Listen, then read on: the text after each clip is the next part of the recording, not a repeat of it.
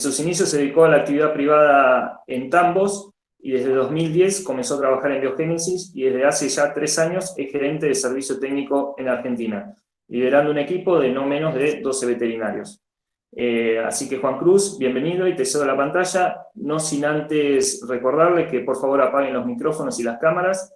Las preguntas las pueden ir realizando por chat, nosotros después al final de la disertación, que durará más o menos 50 minutos, las iremos contestando y a medida que podamos le daremos lugar a todas. Si quedan algunas sin responder, luego pasaremos algún mail de contacto o teléfono para que las puedan evacuar ahí. Juan Cruz, ¿me escuchás bien? Sí. Sí, te escucho perfecto. Gracias, Brian. Un agradecimiento, obviamente, a ustedes, a todo Carvap y al Ateneo. Sé que se mueven mucho. Estamos innovando un poquito, ¿no? Con todo este tema de la pandemia y de trabajar desde casa, así que vamos a tratar de hacerlo ágil y comprensible para todo el mundo. Voy a compartir ahora la pantalla para poner la presentación.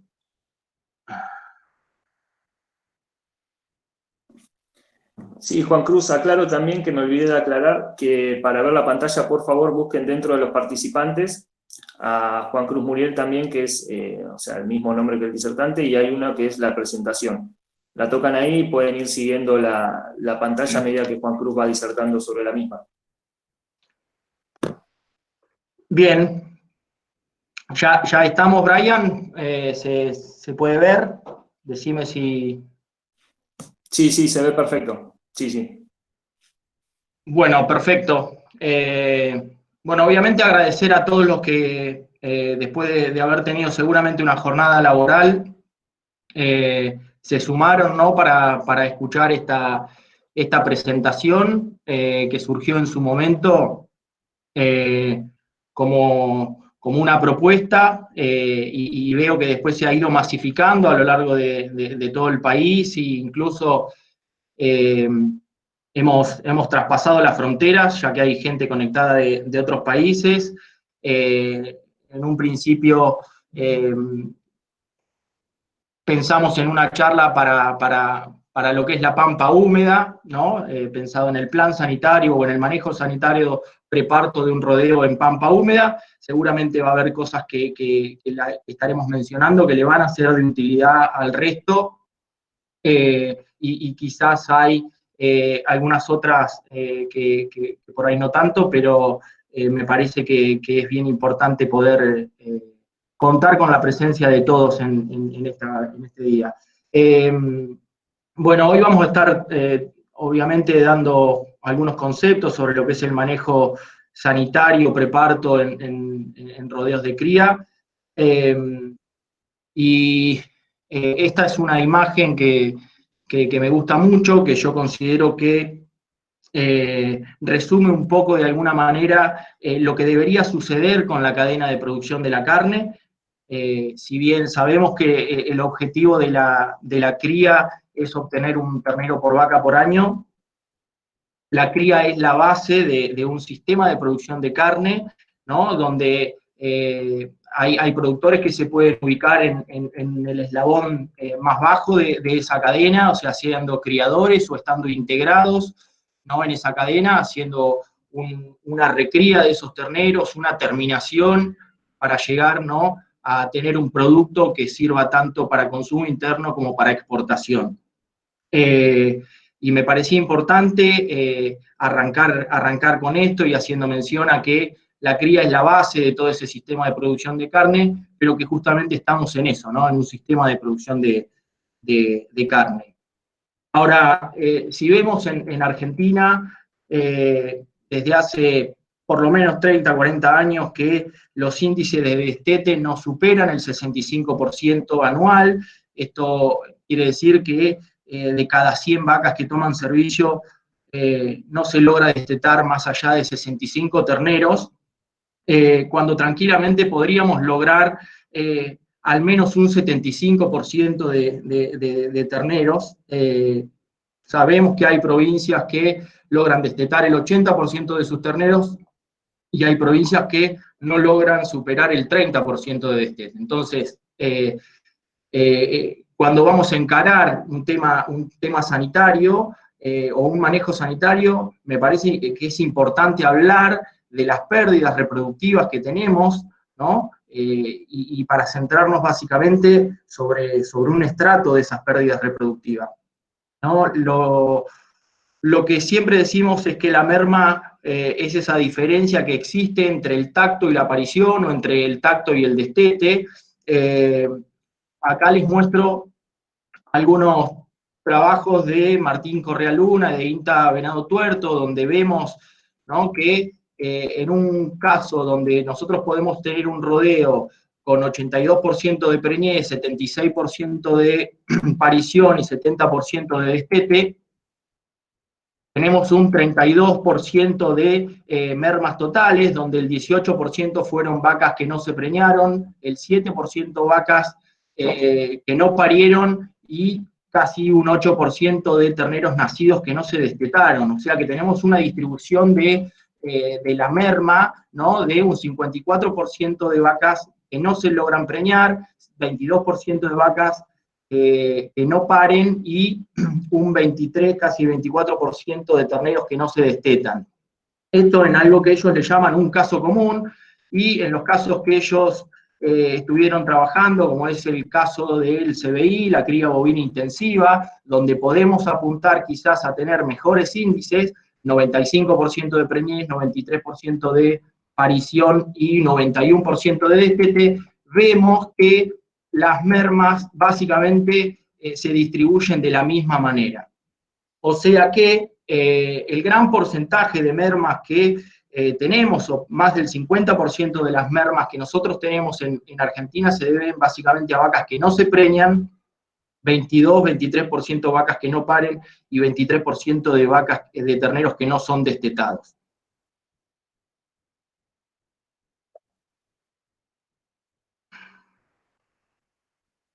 Entonces, si analizamos un poquito este gráfico, vemos que podemos tener entre lo que es el servicio y el destete distintos momentos de pérdidas reproductivas, ¿no? Pérdidas que se dan como muerte embrionaria o abortos en una etapa prenatal, nacimientos de terneros prematuros o una muerte en el periparto, lo que yo pretendo es que en esta presentación nos enfoquemos sobre las pérdidas que ocurren, ¿no?, básicamente por el momento del año en el cual nos encontramos, donde tenemos las vacas que salieron del tacto preñadas y estamos encarando esa última parte de la gestación, la muerte que se da básicamente en terneros una vez que nacen hasta los primeros 30-35 días de vida.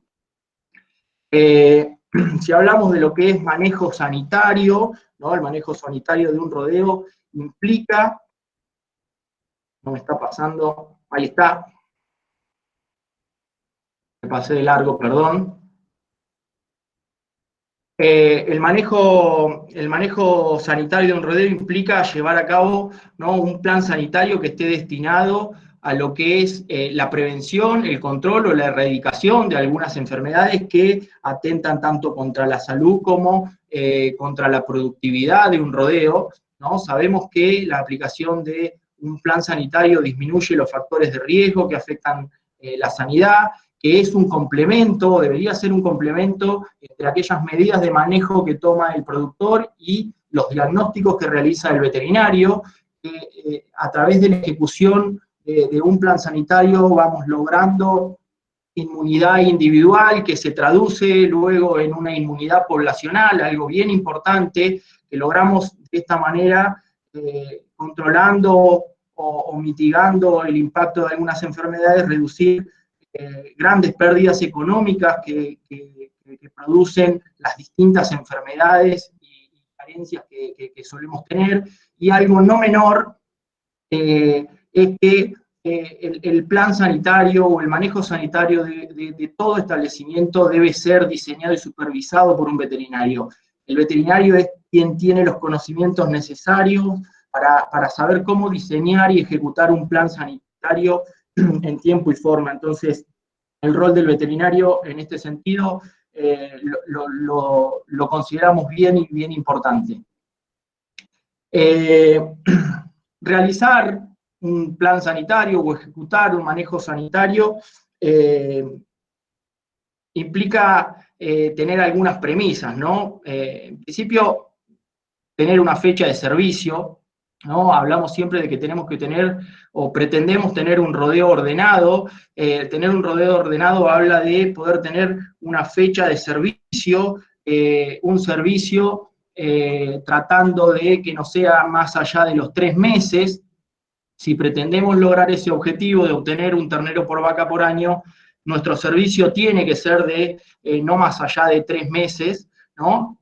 Mientras estamos en servicio, esas vacas van a estar con sus terneros al pie, y estos terneros en esa etapa deberían recibir las dosis de las primeras vacunas, el seguimiento de carencias minerales, para llegar al momento del destete ya con una base inmunitaria bien sólida, y no llegar a dar las primeras dosis de vacuna o los primeros controles recién al destete, que es el momento quizás de mayor estrés que tienen los terneros. Entonces, si nosotros hacemos la aplicación de las primeras dosis de vacuna en esos terneros, cuando están al pie de la madre, vamos a llegar al destete solamente con la necesidad de hacer algún refuerzo, algún control de parásitos y no mucho más.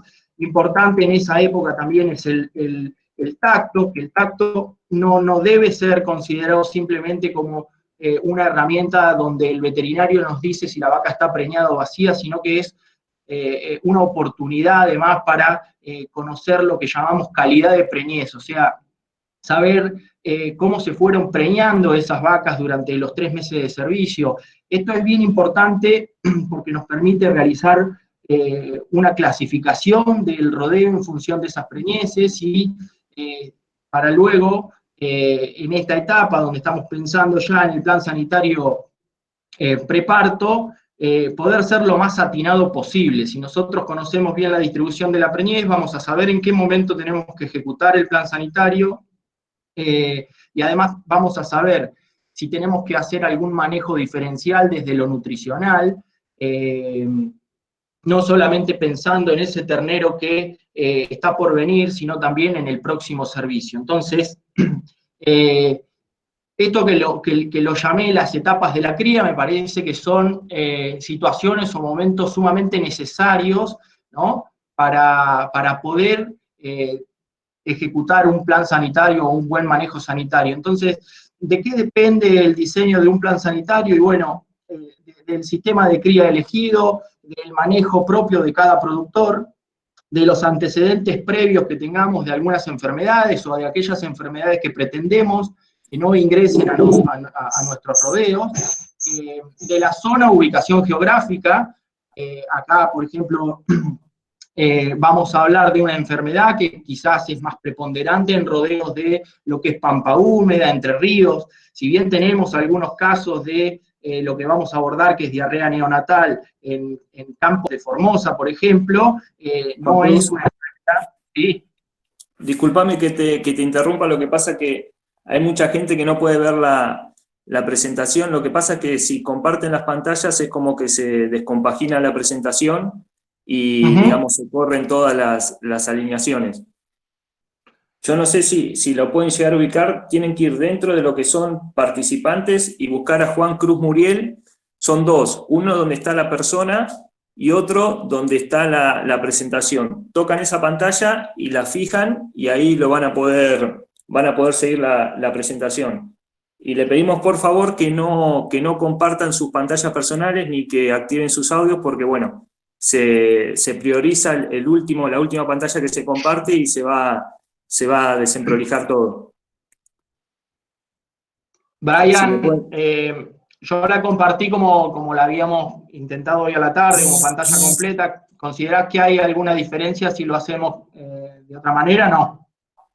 No sé si alguno de los chicos de técnica de Ateneo CRA pero yo creería que no. O sea que la presentación venía bien hasta que bueno, se compartieron algunas pantallas y acá me dicen que se ve bien así por el chat.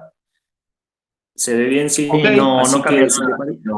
cambia la forma de compartir, no va a cambiar nada, porque toma, como vos decís, la última que se compartió. Pedimos que Claro, fijen la perfecto. pantalla con la chinche que sale en el medio cuando estén en la presentación. Tienen 3 iconos en el medio de la pantalla, fíjenlo, así podemos continuar.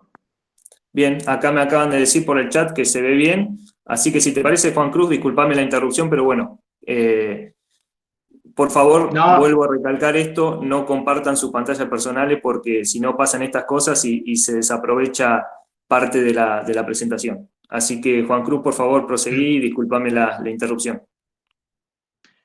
bueno, continuamos entonces. Gracias por el freno, porque me parece que venía medio rápido. Bueno, continuamos. Entonces, el diseño de un plan sanitario, como les decía, va a depender obviamente del sistema de cría elegido y del manejo de cada productor, de los antecedentes, ¿no?, previos que tengamos de algunas enfermedades recurrentes o de otras enfermedades que de repente pretendemos que no ingresen al rodeo, y como les decía, también de la zona y ubicación geográfica. En esta zona, por ejemplo, no se vacuna de rabia pareciente, y en el norte del país sí se vacuna de rabia pareciente, por hacer una diferenciación. Obviamente que es imprescindible tener un servicio estacionado, lo acabamos de ver. Si nosotros no tenemos un rodeo que esté estacionado y que podamos conocer la fecha de tacto, el inicio de los partos, la fecha de servicio, los destetes, es imposible ejecutar un plan sanitario tratando de que el plan sanitario, las vacunas que nosotros estemos aplicando, abarquen a la mayor cantidad de animales posibles en el momento óptimo donde lo necesitamos. Bien, entonces, ¿qué es lo que debemos prevenir y controlar? Bueno, tenemos para un rodeo un montón de enfermedades, sean infecciosas, parasitarias o carencias. Yo acá puse algunas de las que considero que podemos prevenir o controlar mediante la ejecución de planes sanitarios, y nos vamos a centrar básicamente en lo que es diarrea neonatal de los terneros, una enfermedad que probablemente sea la principal causa de muerte de terneros en las primeras semanas de vida, que tiene un gran impacto económico, no solo por la muerte de terneros que ocasiona, sino también por los gastos en lo que es tratamiento, los honorarios profesionales, las horas del personal que tiene que estar destinado a el tratamiento de estos terneros, sino que también, además, en aquellos terneros que fueron afectados tenemos un retraso, ¿no?, en el desarrollo y en el crecimiento, siendo terneros más livianos al destete, y se calculan pérdidas de hasta 10 kilos por animal enfermo. Y otra de las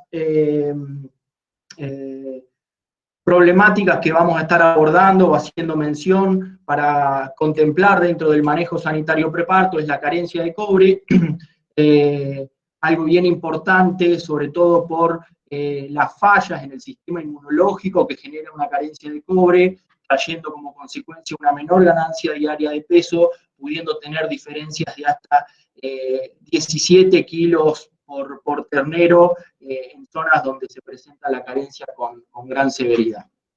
Entremos entonces en lo que es diarrea neonatal de los terneros.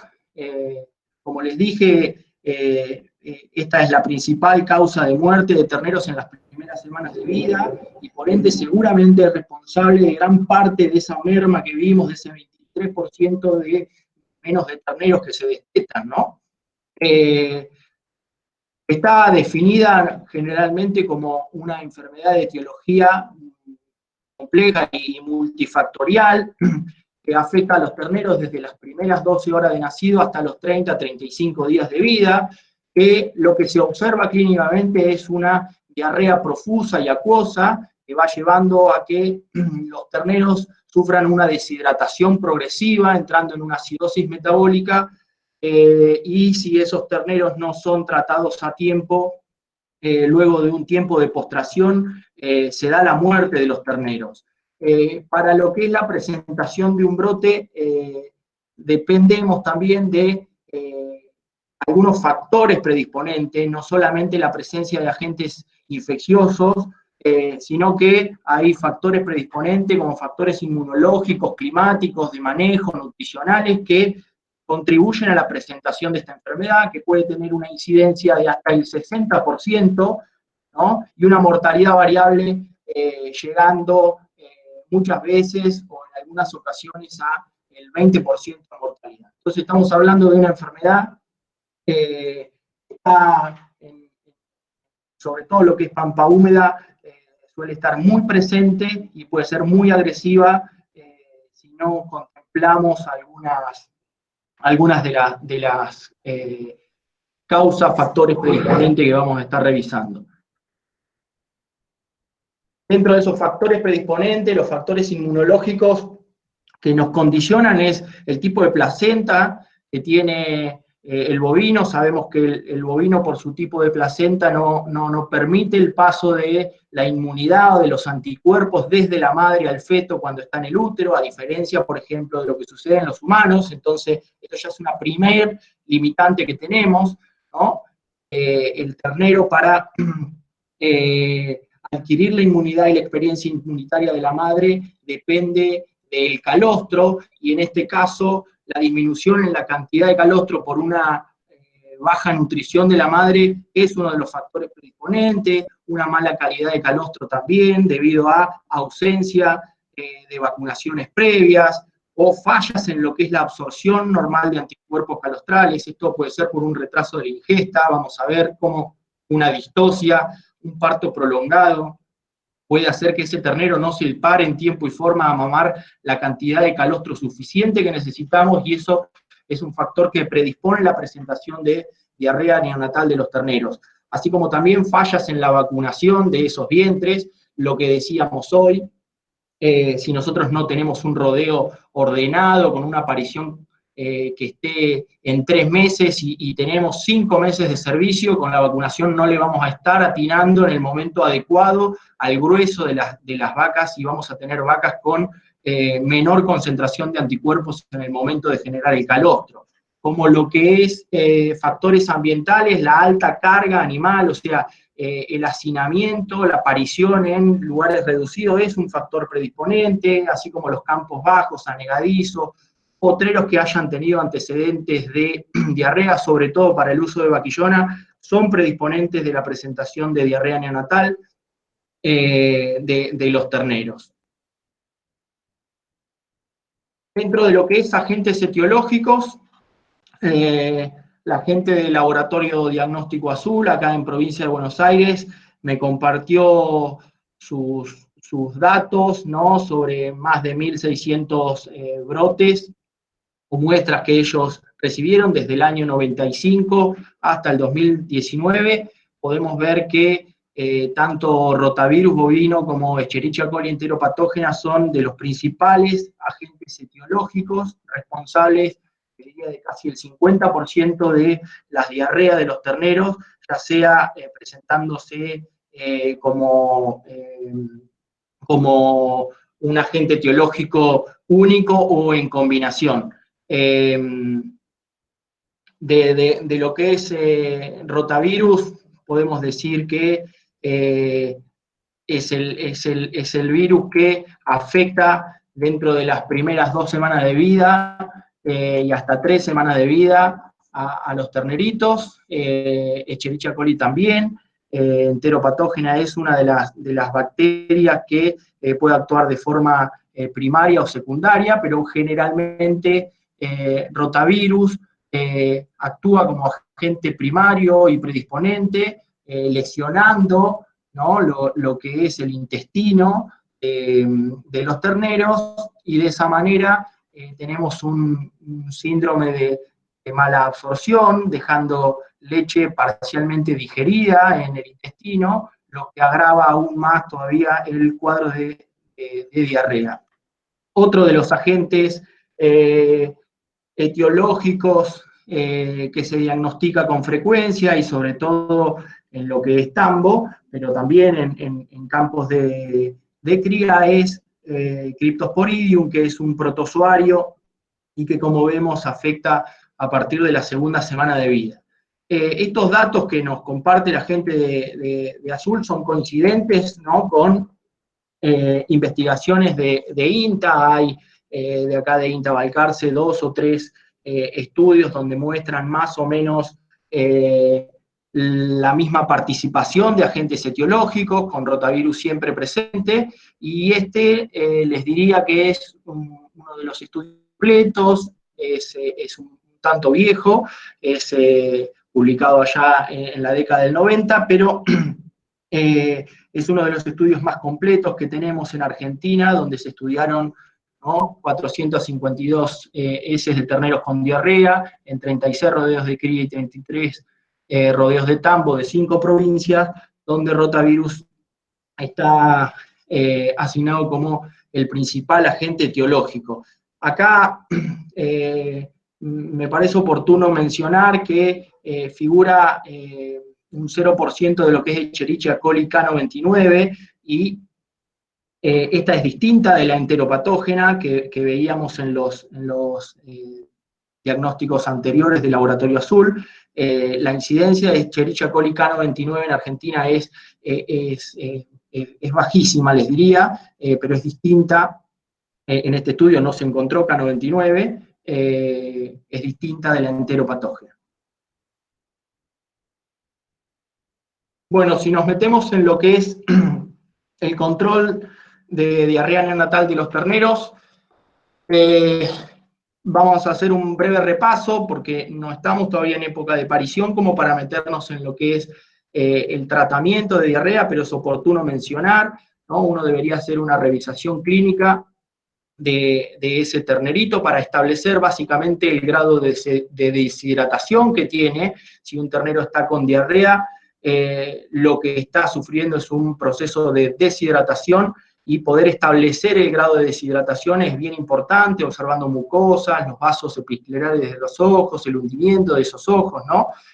A través de la prueba del pie, haciendo un pellizco, tratando de ver cuál es el retorno, cuánto tarda en volver a la normalidad de la piel, y realizar la toma de temperatura. Esto nos va a dar una idea de si estamos en presencia de un proceso infeccioso o no.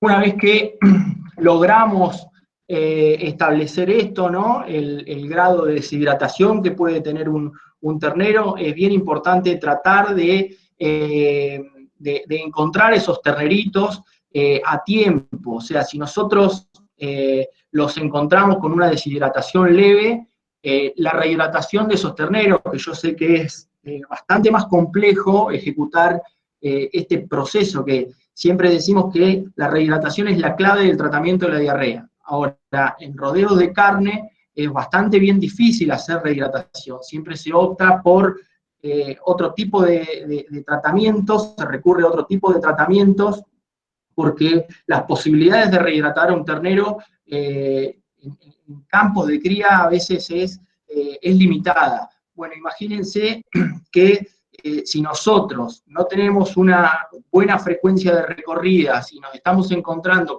con terneros con una deshidratación de moderada a grave, levantar ese ternero es bastante más difícil de que si encontramos un ternerito con una deshidratación leve, donde la vía oral todavía la tenemos activa y puede ser eficaz. Entonces, hay que tener en cuenta que un ternerito, cuando nace, el 75% de su peso es agua, que si está con un proceso de diarrea se está deshidratando, y tenemos que reponer esos líquidos y esos electrolitos mediante la utilización de sales rehidratantes, que tienen que tener sodio, que tienen que tener cloro, potasio, ¿no?, y que las tenemos que tratar de dar a una temperatura acorde para ayudarlo a ese ternerito, ¿no? Otras sugerencias de tratamiento es la utilización de antiinflamatorios no esteroideos para lo que es bajar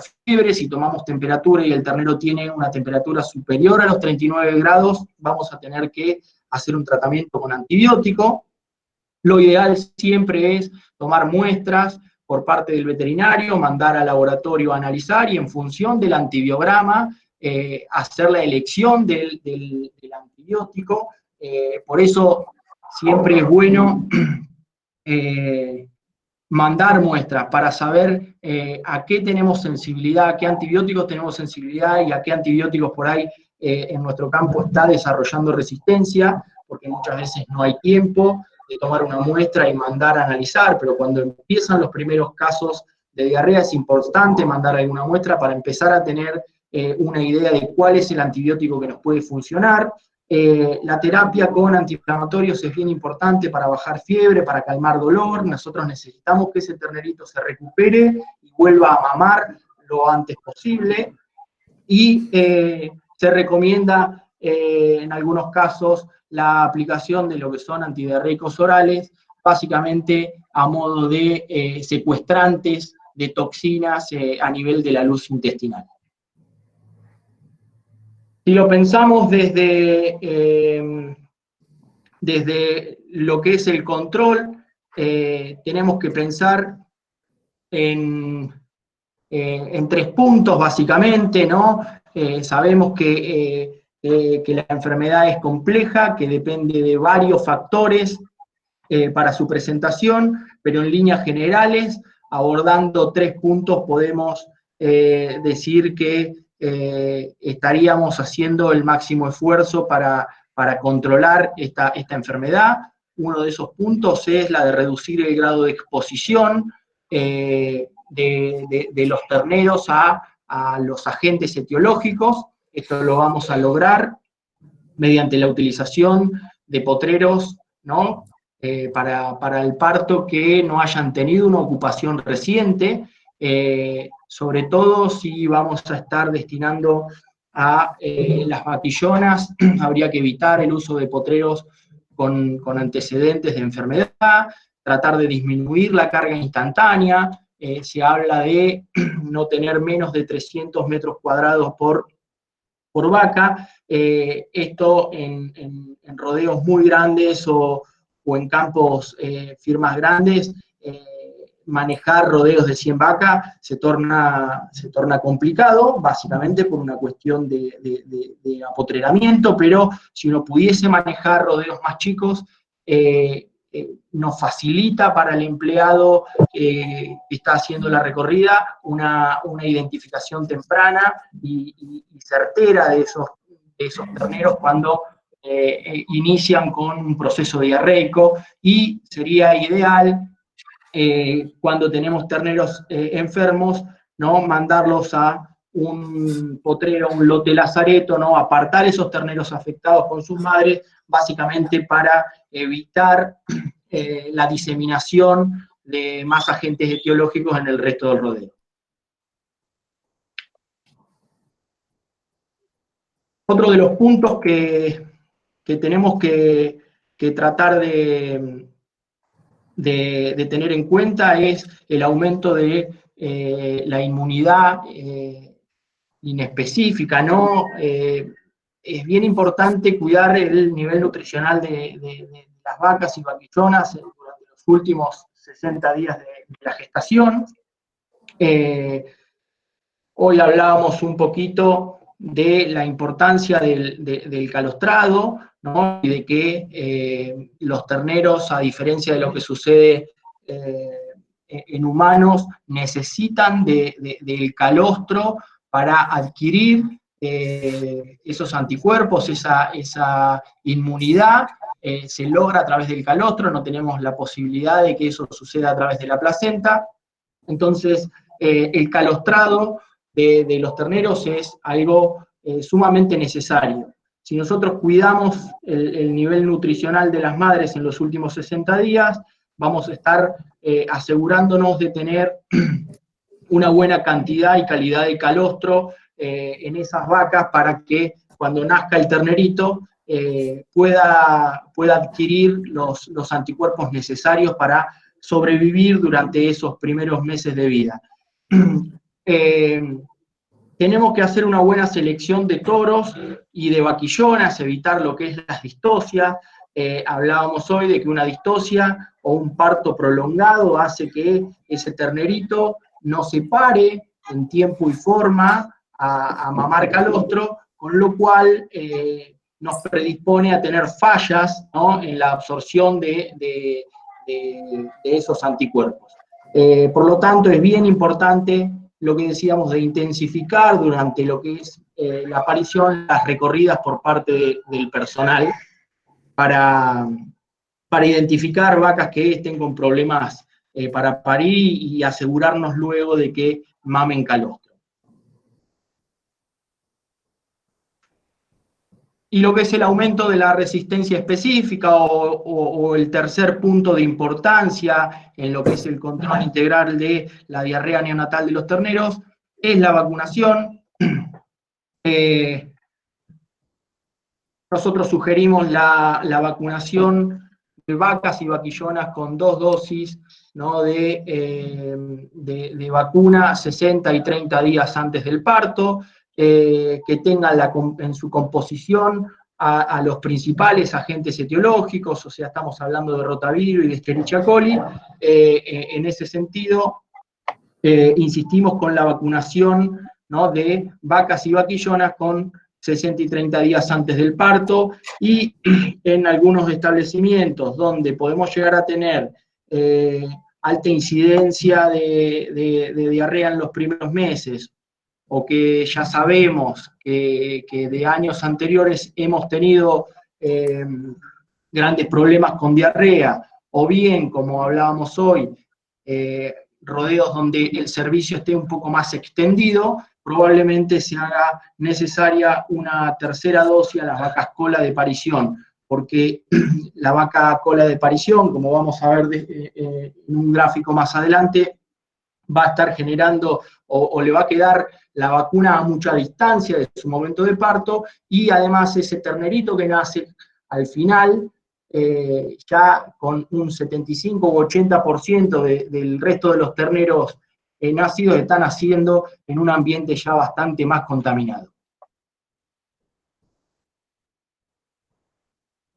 Acá vamos a ver un trabajo sumamente importante que se hizo en Argentina, allá por el año 2004, por gente de INTA, donde la verdad que gracias a todos estos estudios se ha podido desarrollar muy buenas herramientas, muy buenas vacunas y muy buenos métodos de control de la potencia de las vacunas. Este es un estudio que se hizo, el modelo ternero descalostrado, que nos permite o nos permitió conocer cuál es el grado de protección que tienen las vacunas ante un brote, y acá se armaron 3 grupos, ¿no? Terneros que no recibieron calostro, terneros que recibieron calostro de vacas o calostro sin inmunizar, y un grupo de terneros que recibió calostro de vacas vacunadas, de vacas inmunizadas, y podemos ver en los resultados que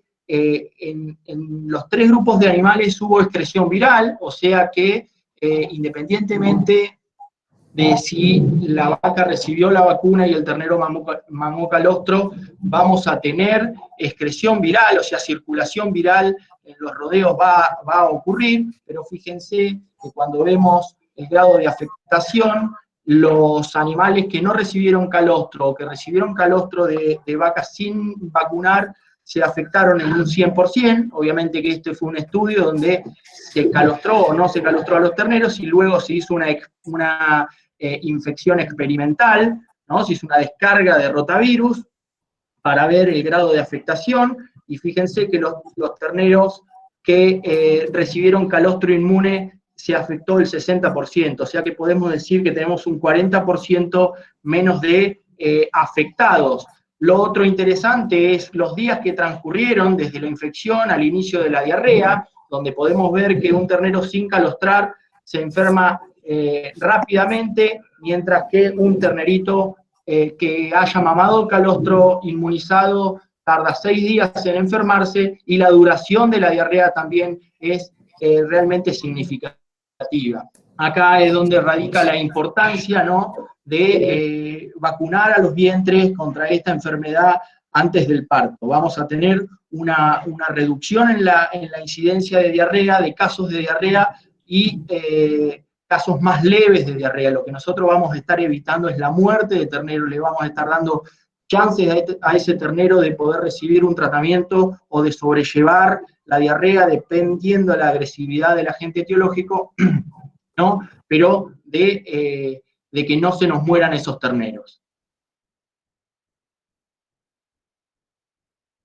Acá vamos a ver cortito un ensayo que se hizo también en INTA Castelar con nuestra vacuna, con lo que es Rotatec J5, sobre 2 grupos de vacas vacunadas y vacas sin vacunar. Se hicieron 2 aplicaciones, ¿no? 60 y 30 días antes del parto, y podemos ver cómo cuando se le hizo extracción de sangre para medir anticuerpos específicos contra rotavirus, vemos que el pico de inmunidad lo estamos logrando 60 días después de la segunda dosis, ¿no? Ese pico de inmunidad que ustedes ven ahí al día 60 se logra a través de la aplicación de 2 dosis 60 y 30 días antes, y también podemos observar que hacia el día 90 esa inmunidad va cayendo. Ahí también radica la importancia de ser bastante atinado con el momento en el cual realizamos la aplicación de la vacuna. O sea, la aplicación de la vacuna no tiene que ser azarosa,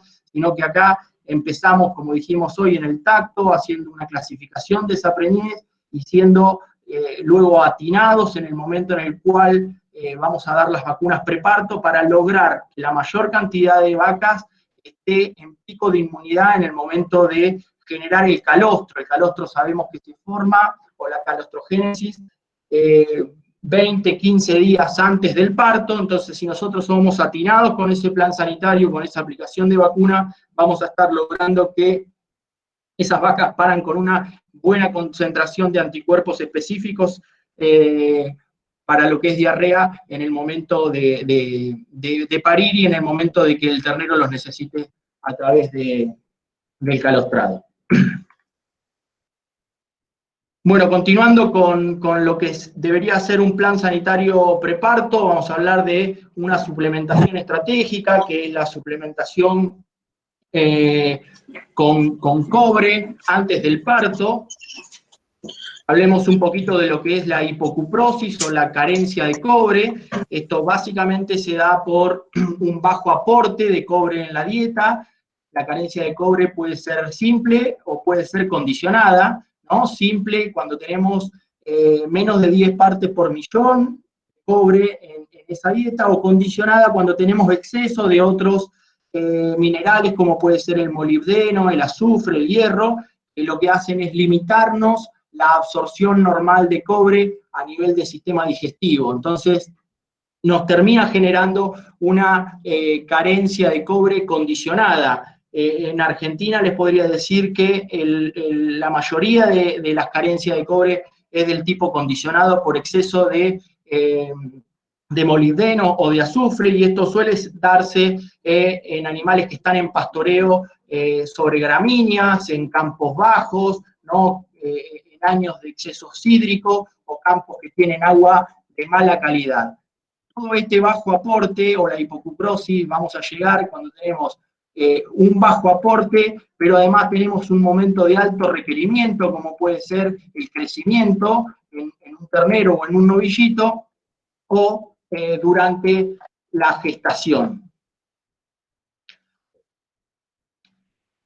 Ahora, lo que es la carencia de cobre la podemos explicar haciendo una analogía con esta figura bien conocida por ahí por todos, el efecto iceberg, donde nosotros vemos una parte que puede ser bien chiquitita, ¿no? Que es la parte clínica o lo que observamos en los animales que están con una carencia de cobre, como puede ser la despigmentación de los pelos, o lo que se llama cromotriquia, ¿no? Que es uno de los signos que suele ver el productor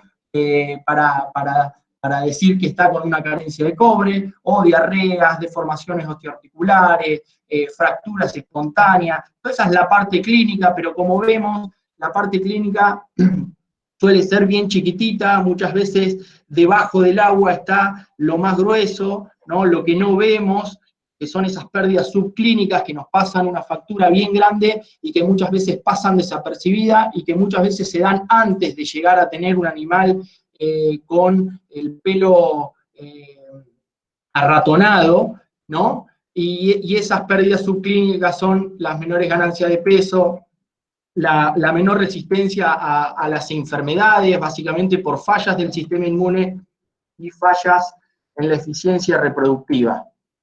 No sé si ahí se está viendo, porque tengo un cartelito yo acá, voy a poner ocultar, ahí está. Ahí creo que se ve mejor. Entonces, la carencia de cobre está clara que la vamos a tener en nuestros campos, que muchas veces va a depender de el tipo de agua que tengamos, del tipo de suelo o del año, pero que es bien importante su corrección, básicamente para que no nos pase factura, ¿no?, sobre aspectos bien importantes como son estas pérdidas subclínicas, que creo que son las más importantes.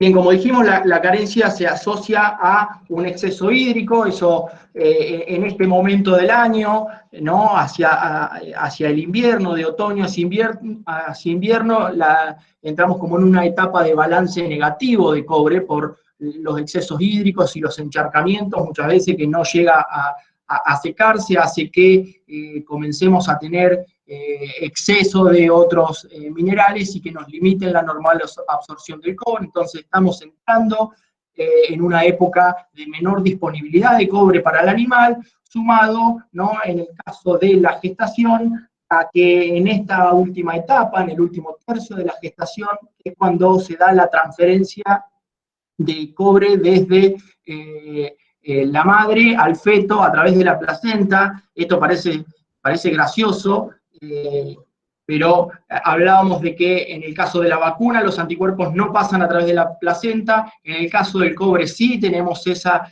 posibilidad. El cobre es necesario, ya que la leche tiene bajísimas concentraciones de cobre y el ternerito cuando nace al principio es un lactante, entonces necesitan nacer con una reserva de cobre. Esa reserva se genera en el hígado, y el momento en el cual la madre se asegura que su ternerito nazca con una adecuada reserva de cobre es en el último tercio de la gestación. Entonces, estamos en un momento del año donde está sugerida la aplicación de o la suplementación con cobre a la vaca antes del parto, ¿no? Básicamente porque tenemos en esta época del año, una baja en la disponibilidad y tenemos un aumento en los requerimientos porque la madre le tiene que hacer transferencia de cobre al feto. Dependiendo, y esto de repente todavía no lo mencioné, pero no hay recetas que puedan abarcar. Sería mucho más fácil si tuviésemos una receta para la ganadería de todos los lugares, de todos los establecimientos, ¿no?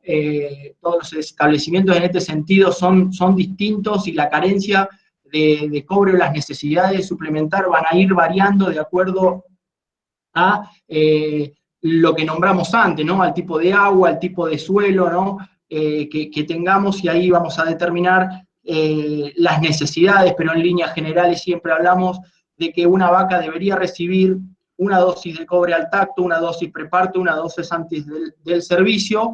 Si estamos en campos, como suelen ser los campos de Cuenca del Salado, o también sur de Córdoba, que tenemos diagnóstico de interferencia con molibdenos, quizás antes del parto se necesite de más de una dosis, pero en líneas generales, con esas 3 dosis estaríamos haciendo una buena cobertura. Entonces estamos en un momento donde deberíamos hacer una suplementación. Y por último vamos a hablar cortito, de lo que es el control de esta parasitosis, que son los piojos, que es un momento donde se presentan otoño-invierno. Sabemos que tenemos 2 tipos de piojos, sobre todo en esta época donde empieza a haber más humedad ambiente, menos luminosidad, los animales tienen el pelo un poquito más largo, entran como en cierto estrés los animales, se dan las condiciones para que las piojeras emerjan y se dé esa posibilidad de contagio, porque muchas veces las vacas van a estar hacinadas alrededor de una única fuente de alimento, puede ser un silaje, se está utilizando mucho el silaje en bolsones para que las vacas vayan a comer, o cuando venimos con poco pasto y tenemos que suplementar con rollos, todo eso favorece a que podamos tener contagio. El diagnóstico de esta parasitosis es relativamente sencillo, se hace obviamente por observación directa de los piojos sobre el animal, y esto ¿qué le genera al animal? Obviamente un estado de irritación y nerviosismo, ya que le molesta, está lamiéndose todo el tiempo, rascándose, eso hace que muchas veces nos encontramos con animales con depilaciones en cogote, ¿no? Y todos los postes flojos. Para lo que es tratamientos, de acuerdo al tipo de piojo que podamos llegar a diagnosticar, sabemos que el uso de una ivermectina nos va a ayudar básicamente solo contra lo que es piojo chupador, al piojo masticador no le vamos a estar dando. Para hacer un control de ambos tipos de piojo deberíamos hacer un baño, ya sea a través de un purón o un baño por aspersión. Lo que sí, dependiendo del producto que utilicemos, vamos a tener que hacer un nuevo control o un nuevo tratamiento entre los 10 y 15 días, básicamente porque nosotros cuando hacemos un tratamiento le vamos a estar pegando al piojo, pero no a la liendre, y si no repetimos el tratamiento, esa liendre tiene capacidad luego de volver a poner huevos. Entonces, tenemos que ser precisos.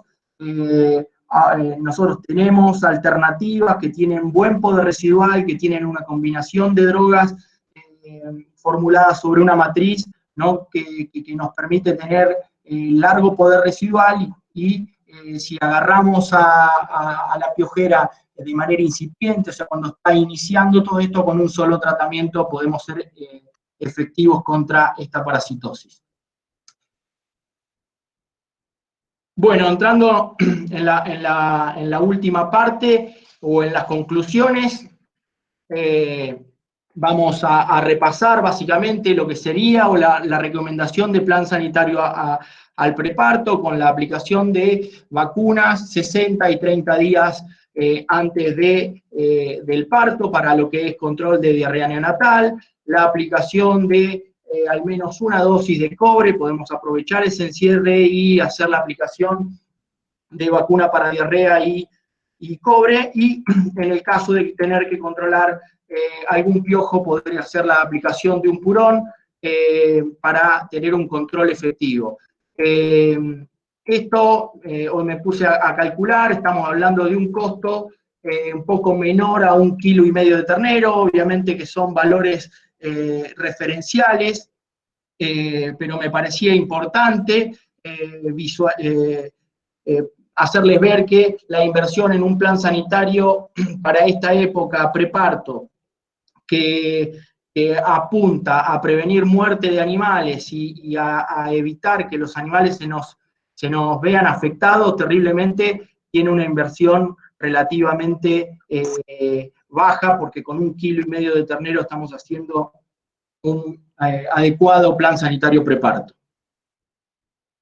Les diferencié ahí lo que es más o menos el costo para que vean que la doble aplicación de vacuna es la que se lleva quizás la mayor parte de ese costo de plan sanitario, y que lo puedan diferenciar. Obviamente que estamos hablando de un plan sanitario con nuestros productos, son productos de alta calidad y que tienen más o menos esos valores de referencia. Esto se los muestro básicamente, es un trabajo que hicimos hace un tiempito, puede haber algún número a modificar, pero en líneas generales seguimos más o menos con los mismos stock. Está acá lo que les muestro, es básicamente la adopción de uso de vacunas en distintos síndromes. Fíjense, si nos centramos en lo que es diarrea neonatal, vemos que a nivel de Argentina se usan solo 6 millones de dosis de vacuna para diarrea neonatal, ahí lo voy a marcar con la flecha, cuando se deberían estar usando cerca de 27 millones de dosis, o sea que tenemos una brecha o una falta de adopción de 21 millones de dosis. Estamos hablando de que es una vacuna, la vacuna de diarrea neonatal, que tiene una adopción solamente del 21%. Fíjense que en el caso de brucelosis, la adopción de tecnología o la adopción de vacunación en función del stock, estamos hablando, ¿no? Acá, vi la flecha, fíjense que se usan 6 millones de dosis cuando el potencial de uso sería de 7 millones, que son más o menos la cantidad de hembras que se vacunan una vez en la vida, o sea, estamos en un nivel de 80% de utilización, las vacunas clostridiales 73% de adopción, todavía hay margen para crecer en la aplicación de vacunas clostridiales, pero cuando nos vamos a vacuna reproductiva, cuando nos vamos en este caso a vacuna de diarrea neonatal, estamos en una utilización solamente de 6 millones de dosis, cuando se deberían dar 27 millones de dosis. O sea que cuando hablamos de ejecutar un plan sanitario para prevenir una enfermedad que nos pasa grandes facturas, el nivel de adopción de esta tecnología, que como pudieron ver, da tremendos resultados, es bajísimo. O sea, en esto también tenemos que hacer una reflexión. Por último, les hago un breve resumen, pero un rodeo debería poder contar con el asesoramiento veterinario de forma permanente, ejecutar un plan sanitario productivo, ¿no? Obviamente que ejecutado por personal capacitado. Si no tenemos una buena aplicación de productos veterinarios, los productos, por más buenos que sean, van a fallar. Entonces, este productor podemos decirle que en realidad, en lugar de estar haciendo un gasto, va a estar haciendo una inversión sanitaria productiva, ¿no? Para aumentar la productividad de ese rodeo. Bueno, con esto vuelvo a la imagen del principio y termino diciéndoles que la calidad, ¿no? de nuestro trabajo en cada proceso se ve reflejado en la calidad de carne que pretende el consumidor, que es, en definitiva, quien demanda el producto que estamos pretendiendo generar desde la base de la cría. Muchas gracias y le doy espacio a Brian para que me diga si hay algunas consultas o preguntas al respecto. Desde ya les agradezco. Ha sido un placer y creo que salió muy prolijo, no hemos tenido prácticamente interrupciones, así que, bueno, quedo a disposición, ahí tienen mis datos de contacto por cualquier otra inquietud que pueda llegar a surgir y no terminemos de evacuar en este tiempo. Bueno, Juan Cruz, muchas gracias, perfecto todo, la verdad que una disertación bárbara. Este sería el momento donde nos paramos y te aplaudimos, pero bueno, va a estar medio complicado, pero quiero que sepas que ya hay gente que me escribió por WhatsApp o mismo en el chat felicitándote por la calidad de la disertación. La verdad que se emocionó la plataforma, tiene cupo para 250 personas y bueno, se cumplió el cupo. De todas formas, decirle a toda esa gente que no se pudo conectar, que la misma charla fue grabada y se pasará directamente después por alguna plataforma de carvap.org, www.carvap.org, después luego pasaremos el link y la dirección. Hubo gente de muchos lados del país, incluso de países vecinos, de Paraguay, Panamá, Uruguay, de Bolivia, no me quiero olvidar de